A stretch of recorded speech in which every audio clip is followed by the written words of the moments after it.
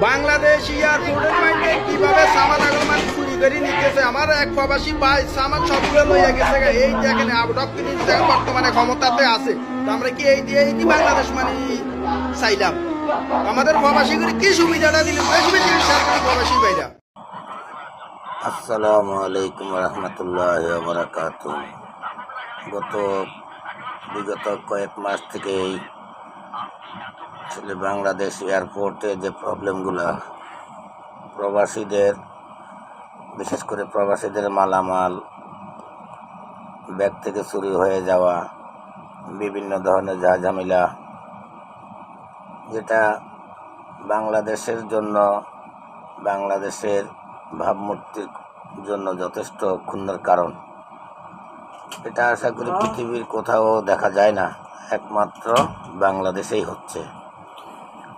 মাননীয় প্রধান উপদেষ্টা এবং বাংলাদেশ জাতীয়তাবাদী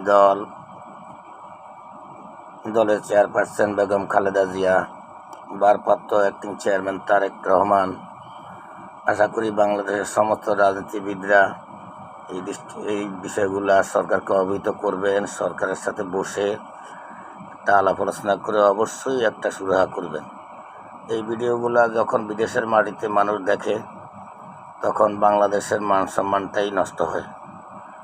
এবং আমি অবশ্যই আশা করব আমাদের মাননীয় প্রধান উপদেষ্টা ডক্টর মোহাম্মদ ইউনূস, উনি একজন স্বনামধন্য ব্যক্তি এবং পৃথিবী বিখ্যাত যার সুনাম, আশা করি উনি এই ব্যাপারটা নিজ দৃষ্টিকোণ থেকেই দেখবেন। আল্লাহ হাফেজ, সবাই ভালো থাকবেন।